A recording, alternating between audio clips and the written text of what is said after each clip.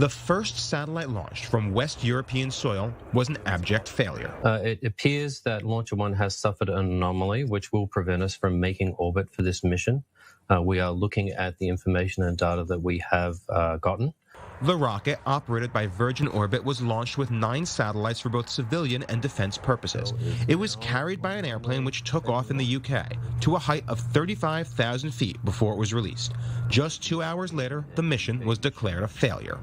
It was an ambitious mission just from the start, defying traditional launch wisdom, which says it's best to launch from the equator, where the Earth's rotation gives the rocket higher relative speeds. You might not think the UK is a very good place for launching satellites, but into a sun-synchronous orbit, that's almost from the North Pole to the South Pole, that makes it a very useful orbit for things like Earth observation, climate data, weather, and also intelligence gathering, communications, navigation as well.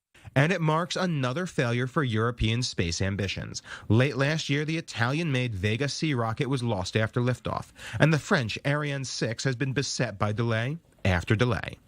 To date, only 8 countries have succeeded in launching their own satellites. In addition to the last year of European failures, Iran's own satellite program has been a bust. And it's only been a few short years since Israel crashed into the moon.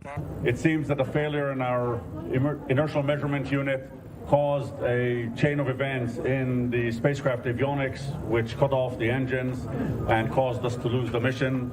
And even superpowers had a difficult path from the ground to the stars.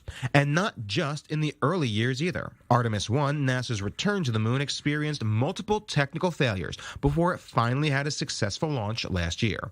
So don't give up, Europe. As Israel's own space pioneers have remarked, space is hard.